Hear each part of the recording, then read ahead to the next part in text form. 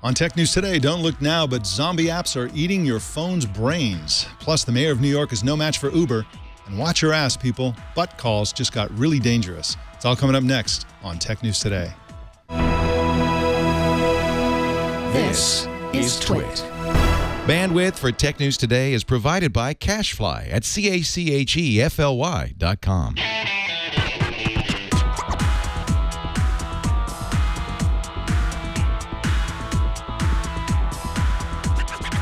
This is Tech News Today for Thursday, July 23rd, 2015. This episode is brought to you by Blue Apron. Blue Apron will send you all the ingredients to cook fresh, delicious meals with simple step-by-step instructions right to your door. Let's see what's on the menu this week and get your first 2 meals free by going to blueapron.com/twit.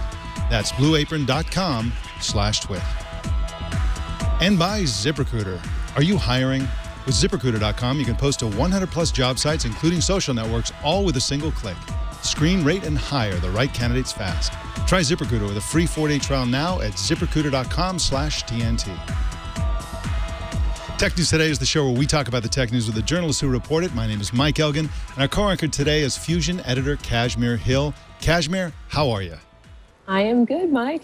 It looks like you're in the lobby of a hotel, or maybe have you been thrown out of your office and just too cold outside, or what's going on?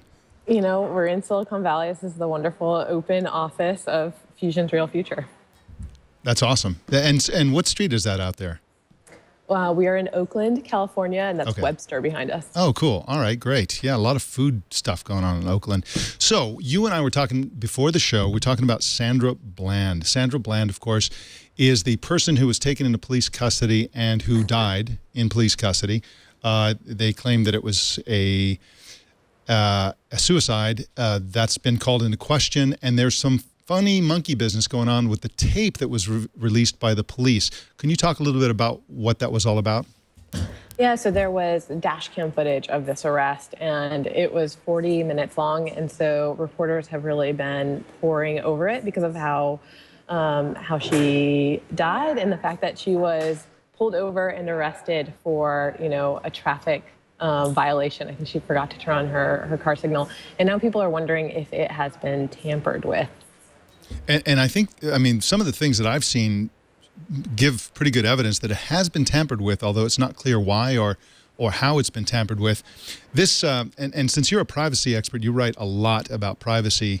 I want to try to dragoon you into my personal obsession, which is that I think that we spend plenty of time talking about how to protect our privacy, how to protect ourselves from for example, in this case, the police having control over the video, and they essentially have a monopoly on video oftentimes, especially in like a circumstance like an interrogation. And my obsession is that we should also be pushing for our own right to record things in general. We should, for example, I think we should be able to record police interrogations as a constitutional right. What essentially happens is that the rights were sort of set before we had all this technology, and every time there's a new advancement in technology, the powers that be, or whatever you want to call them, the authorities, always use that as a way to leap ahead of the public and unbalance the balance of power between the citizens' rights and the rights and authority of people in power.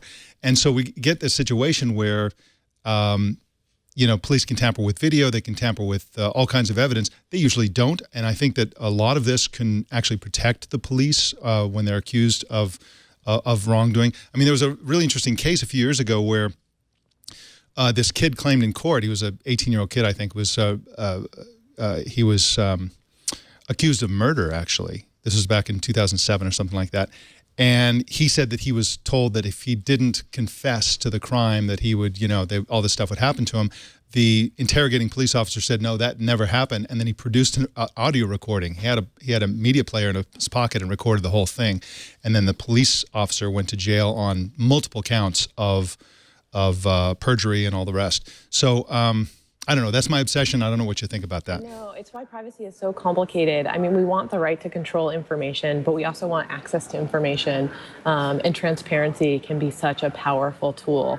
And one of the problems right now with, there's been a big push for body cameras. especially in light of Ferguson and wanting to see exactly what happens between officers and the people that they are arresting or interrogating. But right now, the way it works is that, police stations do control that footage. And I've talked to different body cam makers, like Taser, who we think of for the weapons. They also now make the weapon of transparency as the body cam. And they say they've engineered in ways for it not to be tampered with, that there should be a record of any time the video is touched. But that's only if you use their expensive proprietary system. And a lot of stations prefer to control the video themselves on their own servers because it's cheaper. Well, I'll repeat my my desire in terms of cameras on tasers, which is that they have a slow-mo feature, so that when the person's being tased, you have a super slow-mo version of that. I'm probably in the minority, but that's what I'd like to see. I'd pay extra for that.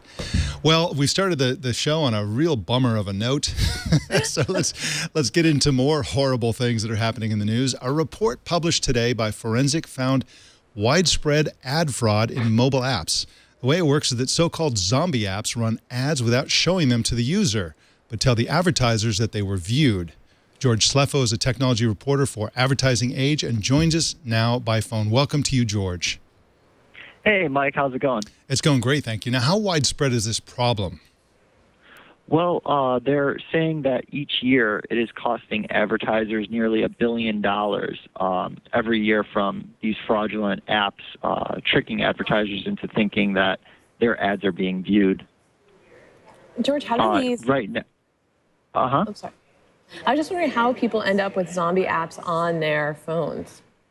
Sure, definitely. A lot of the apps, they're either, silly games or silly types of things. Like one of the games pointed out in there was called Waxing Eyebrows. Maybe it's kids are downloading it, or maybe people are just goofing off. Another one's like utilities, like a flashlight, for example. And these people download the app. They're in Google Play, and they're also in the App Store, at least according to the Forensiq report.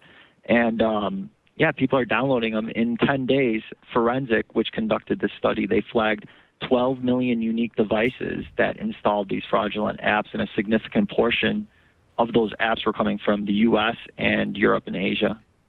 Now, George, these are ads that are not being viewed by the users. The users probably don't want to see those ads anyway. What's the downside for people who have downloaded these zombie apps?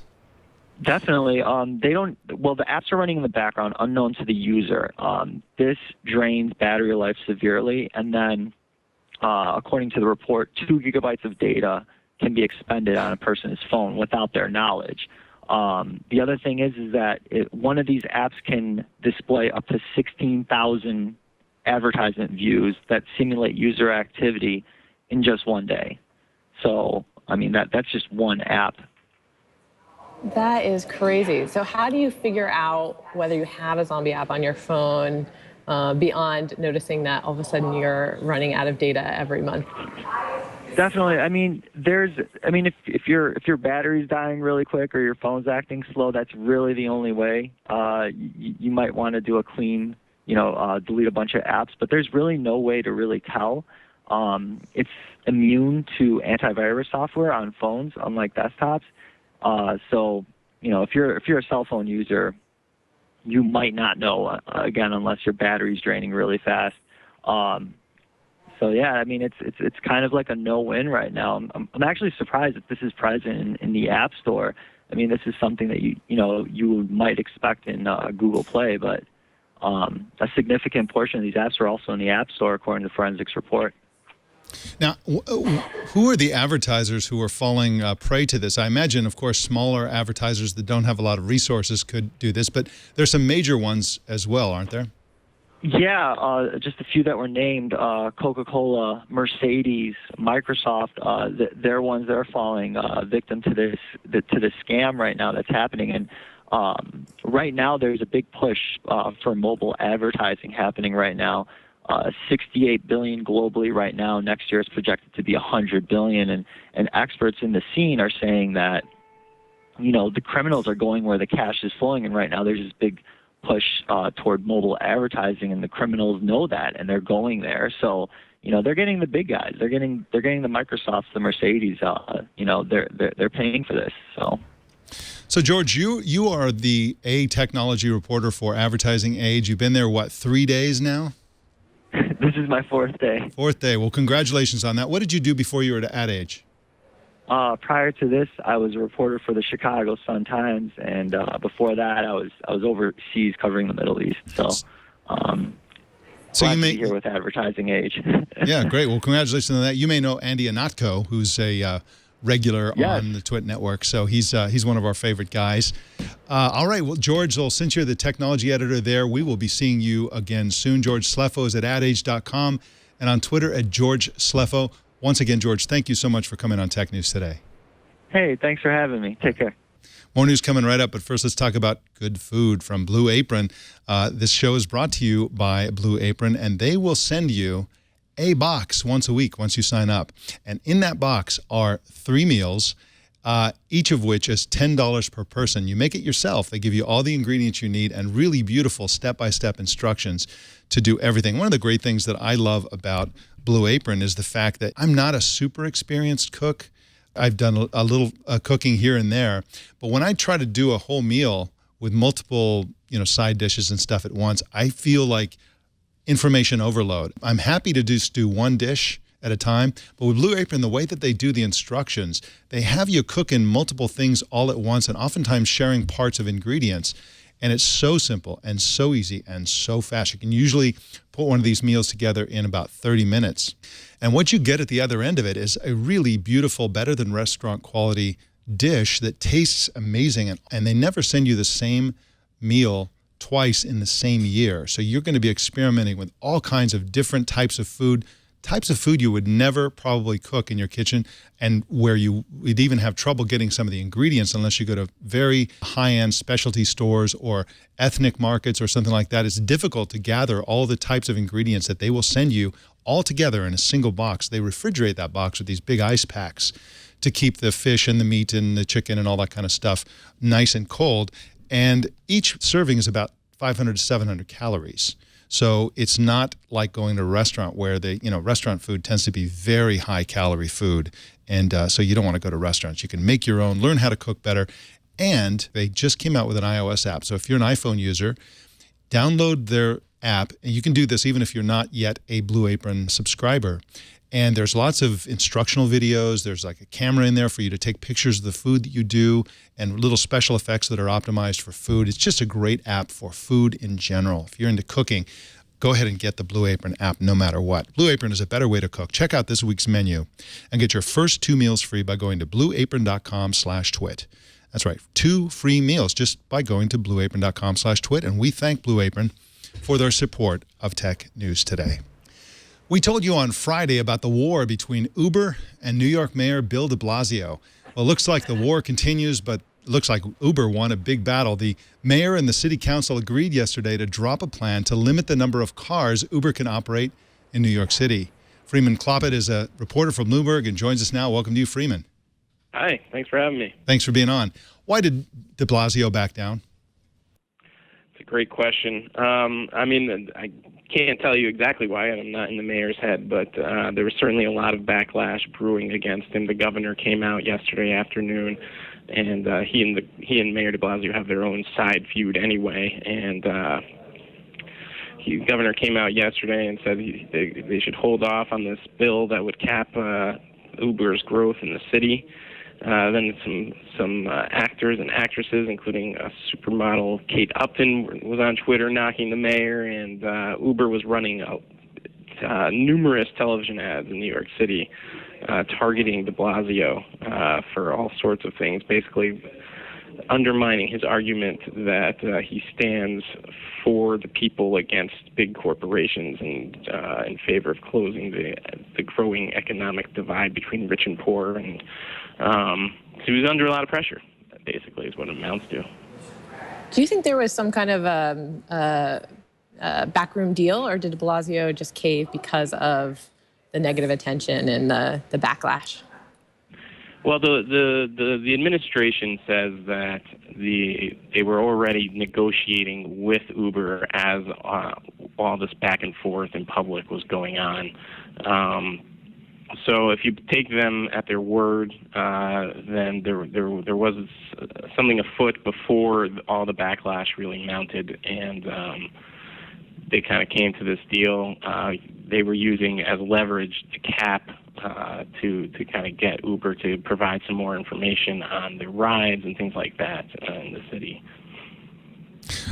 Some truly important people, namely celebrities, chimed in yesterday on Twitter, including Ashton Kutcher, who, of course, he's an investor in Uber, so that makes sense. But also Kate Upton and Neil Patrick Harris and others were out there supporting Uber against the mayor. Do we know if these mentions were paid for by Uber? And also, do we think that they had, or do you think that they had an effect on the outcome of this particular battle? I don't know if they were paid for by Uber. I haven't asked that question. I suppose it is possible, and I do think that kind of stuff does have an effect. These are people with a lot of followers behind them. Certainly get a lot of attention in New York, and it was just kind of, they were coming in toward the end of this, right when the pressure was highest. They were supposed to vote on this bill to cap. The city council was supposed to vote on this bill to cap the Uber's growth today, and instead they're not. So yesterday was kind of the big day for everybody to kind of weigh in and kind of, I think, help move things along a little bit towards this deal that they struck. Freeman, what does this tell us about Uber as a political machine? I mean, they were pretty incredible in their mobilization here. They put the tab in New Yorkers' Uber app, explaining to them how this would affect them and make their waits for cars so long. They put out all these ads. They got lots of celebrity support. What does this tell us in terms of Uber kind of steamrolling other city halls who object to their car hailing service? Can you say that last bit again? It didn't come through clearly. I'm sorry. What does this tell us about their political battles in other cities over Uber and its right to put its service there? Yeah, it's certainly, it tells you that they're certainly, the company is willing to go all in and fight a big political battle. This is certainly very high profile for them. It's a big city, obviously. It's New York, so this is where they kind of could stake a claim. And they have a victory here, so they can carry that into other cities. And it tells other leadership in other cities that watch out. We're here and we're operating, and if you want to pick a fight with us, we're going to throw money in and do what we need to do to gain an advantage. And it's kind of interesting, I think, in New York and probably in other areas, the people who use Uber tend to be liberal and kind of see it as this liberating tool that helps create jobs for people in the lower income brackets. And so the Uber, at the same time, faces a challenge. De Blasio did his best to raise the issue on his own, comparing them in the course of the battle to Walmart and Exxon, which of course would damage their image among the liberals who tend to use them. Liberals like Bill de Blasio, apparently there are reports coming out that his campaign used Uber far more than yellow cabs when he was running for office. Kind of an interesting thing. Now, and you are right about Uber being politically powerful. They are up there with Taylor Swift in terms of their raw power. Very scary. Freeman Cloppett is at Bloomberg.com, and you can follow him on Twitter at @FCloppett with a K. Thank you so much for joining us today, Freeman. Thanks for having me. When you accidentally call someone with your phone in your pocket, it's called pocket dialing or butt calling, and it just became a big potential problem. Natalie Kitchereff is a reporter for Bloomberg and joins us now. Welcome to you, Natalie. Thanks.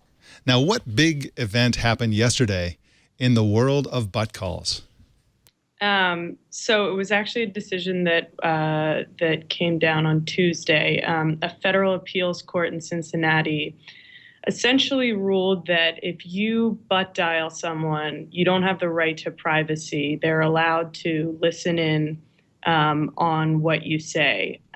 So there were two components of the ruling. The first was that the panel of judges said that the person in this case who had made the accidental call, it was actually a pocket dial in this case, was not entitled to privacy. That he, by virtue of owning a device that can make these types of calls, he forfeited his right to privacy when that kind of error occurs. But the second part is still kind of left up for debate. They've sent this second part down to a lower court. So that part concerns the fact that first of all, this call that was recorded was 91 minutes long, which is just an absurdly long time to not check your phone, in my opinion, but whatever. So this guy, he talked to his wife at the very end of the call, and the woman who was butt dialed, who was, essentially listening in on the call, took out an iPhone and was recording this part. And the court ruled that the husband and the wife sued the woman who listened in, and the court ruled that it wasn't clear whether the wife wasn't entitled to privacy, because essentially they said that if we said that the wife wasn't entitled to privacy because she knew her husband could be butt dialing someone, that would be the same as saying, like, any of us are not entitled to privacy, when anyone has a cell phone, because theoretically anybody could be recording us on any of the many devices we now carry around that can record people. So, and I talked to a lawyer who said that's still, so basically this was a loss for butt dialers, but a win for their spouses, I guess. The lawyer that I talked to said that, the woman who recorded this call is still potentially on the hook for a serious crime violating the Federal Wiretap Act, because she recorded part of a conversation that the wife was having. So if you get a butt dial, you could be violating a federal law if you don't hang up when you hear someone else's voice? Well, so the court case suggests that you could be, if the person is talking to someone else, so courts have generally been sympathetic to people who get accidental communications. And by the way, this has happened since like faxes. People got accidental, people sent faxes to the wrong place. So if you get some kind of information accidentally, in this case, if you're on the other end of a call, the law professor I talked to said the court will be sort of more lenient if you stay on for like a couple minutes, but if you're on there for 90 minutes and if you're on there for 90 minutes, I don't think the court will be very sympathetic to you if the person is talking to someone else, who is also suing you, by the way. But yes, you're right, Kashmir. Essentially, you are risking something if you start recording and, don't like hang up the call, after a normal amount of time, which I guess would be a couple of minutes. I don't know how long people listen to butt dials for these days. That is crazy. I'm glad I didn't get taken to court, when I was a teen girl and we used to, call a friend and then have another person dialed in listening. Wow. Yeah, the ruling though was surprisingly, the Eric Goldman, this professor at Santa Clara that I talked to, was actually surprised by how kind of punishing the court was towards the butt dialer in this case.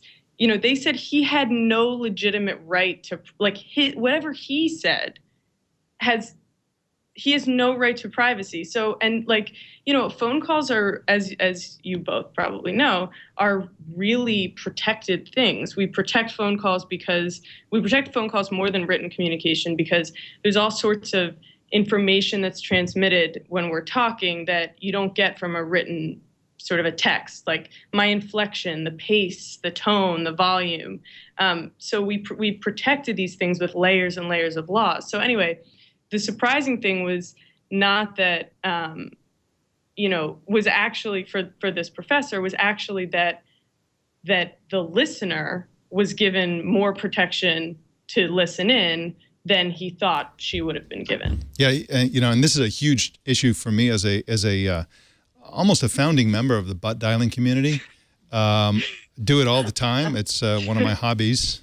It is bizarre because the judge basically said, "Oh, it's your problem. You're supposed to lock down your phone and make sure it doesn't happen." I was also confused because the conversation that was recorded was taking place with people in the room, presumably, who themselves were not protected. It was only when somebody else was on the phone, the wife, that it became a concern for the judge.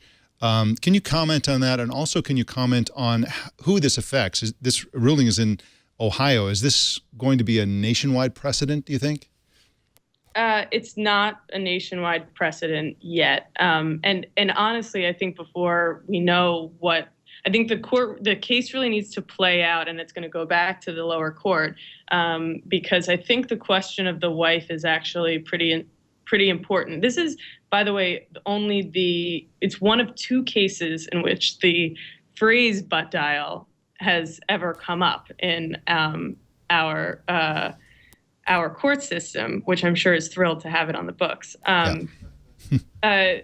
The second question was, right, okay, so, I mean, I think here... Just to clarify my question a little bit, is the court making a distinction between innocent bystanders who are in the room of the butt dialer versus those who are on the phone, or are they not?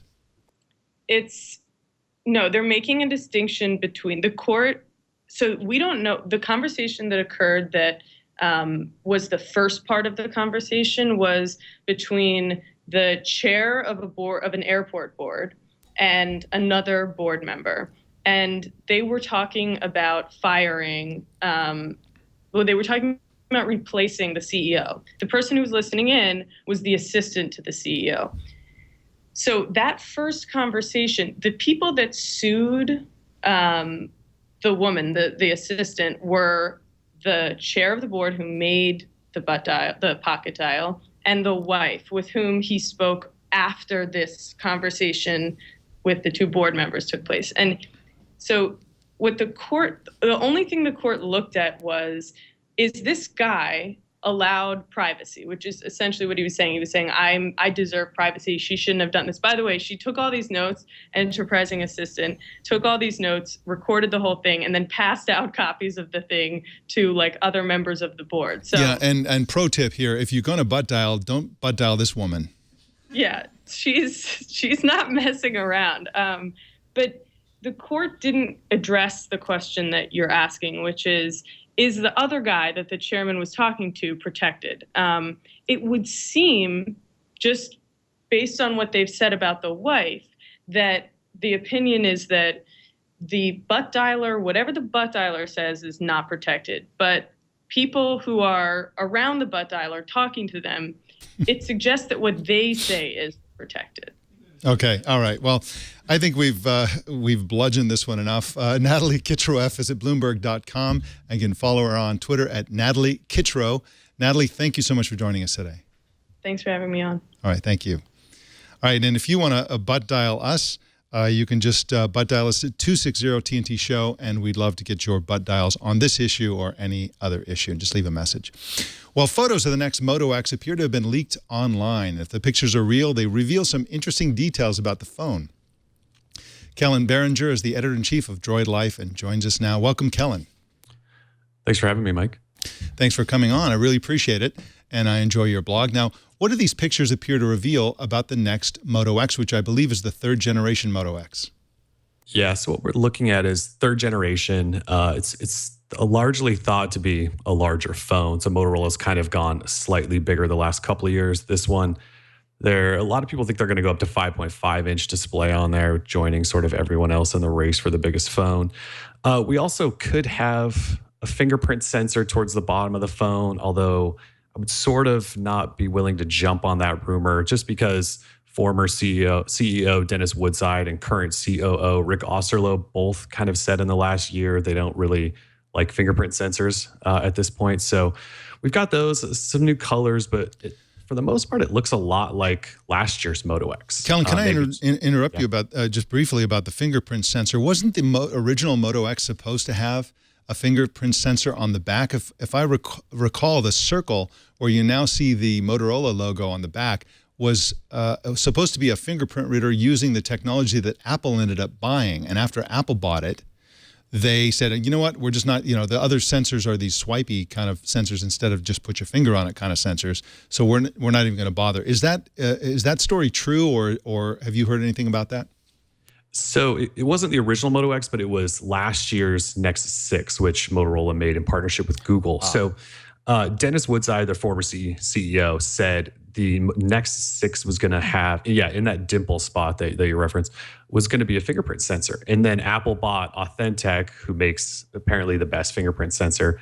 And so once they bought them, they said the next option isn't worth it. And so Rick Osterloh said, I think just in March, sort of the same thing, and basically not to expect a fingerprint sensor in the new Moto X. So, Kellen, I'm going to ask you a really basic question. Sure. Can you tell me why people get so excited about seeing these leaked photos?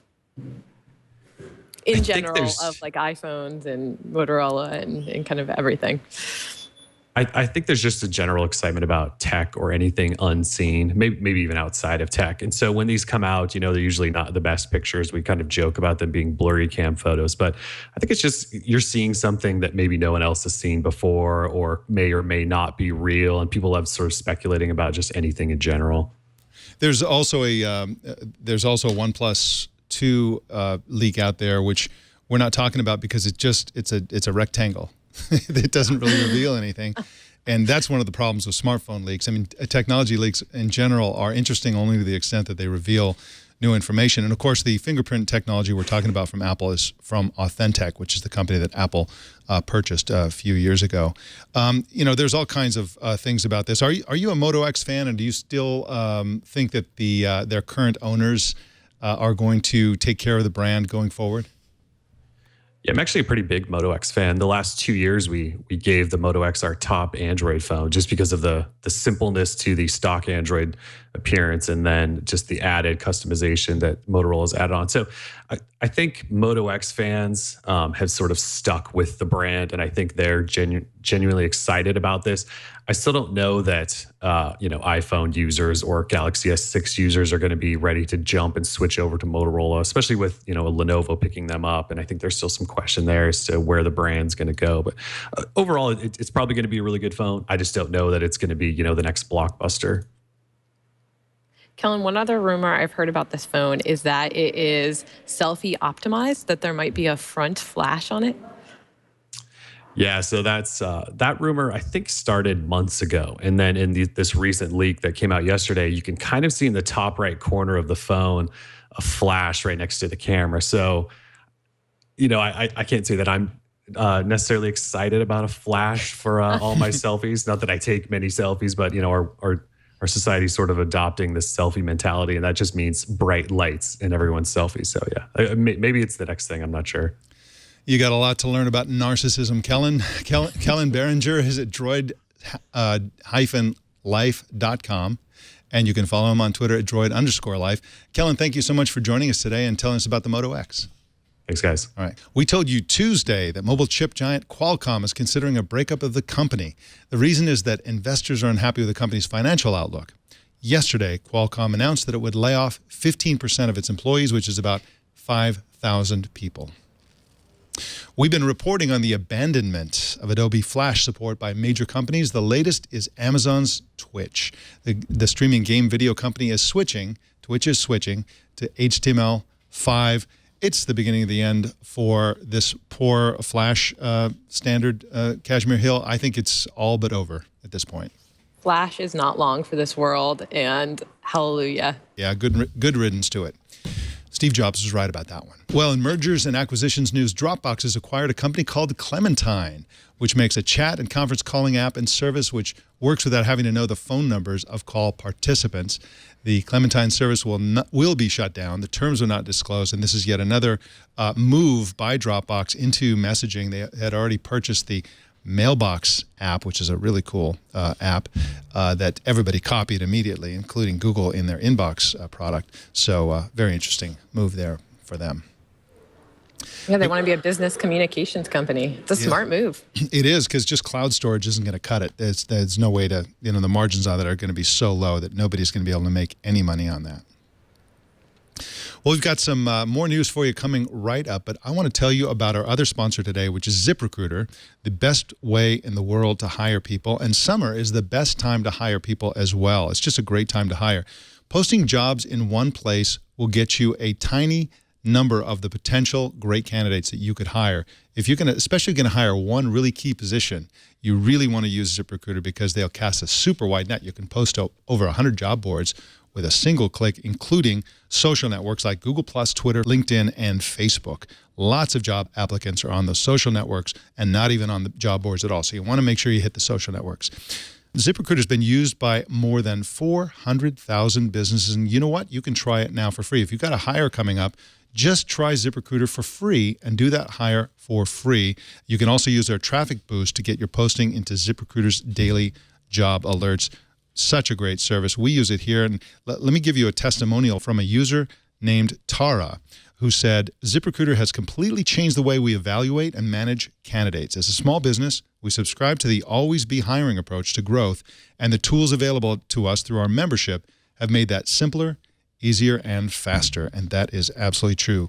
Today, you can try ZipRecruiter for free, as I said. Go to ZipRecruiter.com/TNT. That's ZipRecruiter.com/TNT and get your 4 days free. We thank ZipRecruiter for their support of Tech News Today. Well, an interesting experimental Tesla has been spotted on the streets of Silicon Valley. The car contains some interesting sensors all over the car, which are most likely to become part of a sophisticated autopilot system. Let's take a look at this admittedly horrible video. Hello, Julie Deppish. Hi, Michelle. Good afternoon. We're still dealing with the motorcycle along with radio. Saratoga, 85 southbound before Saratoga Avenue. So what we're seeing is a Tesla in Berkeley, right near you, Kashmir, in nearby Berkeley, and it's sideways, which is a nice touch. This is terrible video. You can click ahead a little bit. Now we're looking at the person's lap or something. Okay, so you see these sensors that are external to the car. Now, no doubt these will be built into the final model if they, in fact, these experiments turn out to be. This is like some sort of disaster movie. I know. So you see the sensors there on the side. Tesla has made all kinds of noise about how they want to get right up to the point of having self-driving cars. They want their autopilot to be so sophisticated that so it can change lanes and park and avoid collisions and do all the things that autopilot systems do, but do even more than that. So we don't know exactly what they're going to do. We don't know what's behind this technology, but they're driving around. So. Who do we think is driving that car? Oh, they're probably hired multiple testers and engineers and stuff to drive around and test it. It is interesting that it's out in the wild. This is the second sighting we've seen. This is a better look than the one that we saw a couple weeks ago. So looks pretty cool. It's harder for Tesla than Apple to have people testing their products in the wild without being seen. It really is. And you see sensors down there by the front bumper. There's one on the top above the driver door. Really weird stuff. Very strange. Well, our TNT fan of the day is Mott Adel in Atlanta, Georgia, who posted this picture on Twitter. And there he is in some sort of giant warehouse. And he looks somewhat astonished, but he's listening through earbuds, which you can't see because they're obscured by beard and beanie. Very nice. Show us. Are we up on a crane there? It's not. He may actually have the gift of flight. We don't know. And just don't lean on that thing. It looks like it's going to tip over. Well, show us how you watch or listen to TNT. Just record a video or take a picture of yourself or your setup and post it on Instagram, Google+, Twitter, or Facebook. And use the hashtag HowIWatchTNT so we can find it. Kashmir Hill, you're always working on interesting stories. What's coming up in the universe of Kashmir Hill stories? Well, a story that actually got published while we were doing this call came out of This Week in Tech. A couple of weeks ago, I was talking to you about being an invisible girlfriend. Yeah. And a watcher of the show has been using the service for 3 months. And so he reached out to me, and I interviewed him about what it's like to date an invisible girlfriend. So I just wrote a story about that, and it's really fascinating. And I'm very thankful to that Twit watcher for reaching out to me. Wonderful. That's fantastic. And like you said, that was posted while the show was on. So if you're listening to this now, that is now at fusion.net, and you should go check that out. That is very cool. All right, Kashmir, well, thank you so much for co-anchoring today, and we will see you next week. And do you know there's dogs walking around behind you? We do have a dog in the office. We're so San Francisco. Yeah, awesome. All right, well, thanks again, Kashmir. We'll see you next week. See you next week. All right. You can subscribe to Tech News Today at twit.tv/TNT, and you can watch us live every weekday at 10 a.m. Pacific, 1700 UTC at twit.tv/live. You can also subscribe to our subreddit at technewstoday.reddit.com, or it's also reddit.com/r/technewstoday. You can follow me at elgin.com, and don't miss our other news show, Tech News Tonight at 4 p.m. Pacific every single weeknight.